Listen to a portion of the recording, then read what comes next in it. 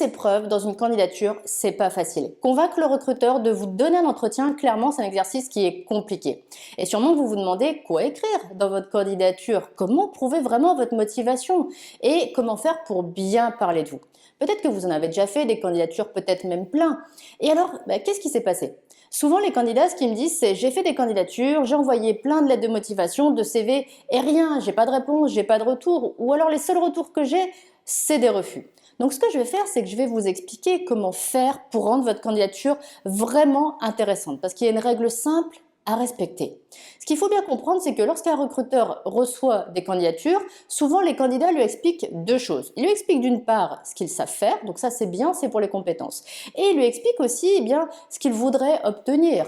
Donc souvent les arguments c'est intégrer un grand groupe ou développer mes compétences ou développer ma carrière professionnelle. Donc ça c'est pour le côté motivation. Donc ces deux aspects-là c'est bien, mais les candidats s'arrêtent la plupart du temps à ça. Donc ça pose un problème majeur. Pour bien que vous compreniez, je vais vous donner un exemple. Imaginez juste un instant, vous rencontrez un inconnu dans la rue.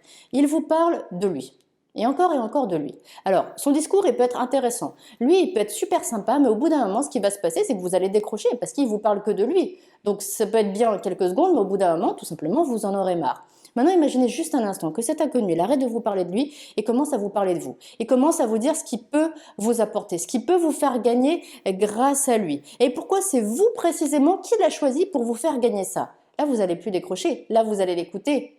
Eh bien voilà, en fait, c'est tout simplement ça le secret des lettres de motivation intéressantes. C'est les lettres de motivation qui parlent et de vous, mais pas que de vous. Ce sont les lettres de motivation qui vont parler également du poste et qui vont parler également de l'entreprise, qui vont véritablement s'adresser à l'entreprise en parlant de l'entreprise. C'est ça le secret des lettres de motivation. C'est comme ça que vous allez les rendre vraiment intéressantes. Et il faut vraiment détailler votre motivation. Il suffit pas de faire des phrases qui sont à moitié rédigées en fait, qui diraient juste je souhaite intégrer votre entreprise. Ce poste correspond vraiment à ce que je recherche. Ça suffit pas si vous n'expliquez pas pourquoi vous voulez intégrer l'entreprise, pourquoi vraiment ce poste vous intéresse. Donc il faut aller au bout des choses, il faut vraiment expliquer les choses, il faut expliquer ce qui est dans votre tête et ce que le recruteur peut pas savoir si vous lui dites pas, si vous le posez pas sur le papier. Donc en fait, il faut écrire les lettres de motivation pas seulement avec votre tête, il faut aussi les écrire avec votre cœur. Il faut faire ressortir ce que vous avez vraiment à l'intérieur de vous. C'est comme ça que vous allez vous démarquer, c'est comme ça que vous allez vraiment rendre vos candidatures intéressantes, parler du poste, parler de l'entreprise.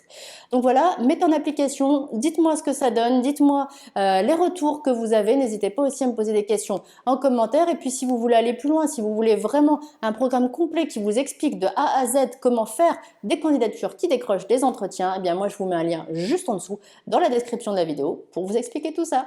Allez, maintenant je vous dis bon courage et à très bientôt dans une prochaine vidéo.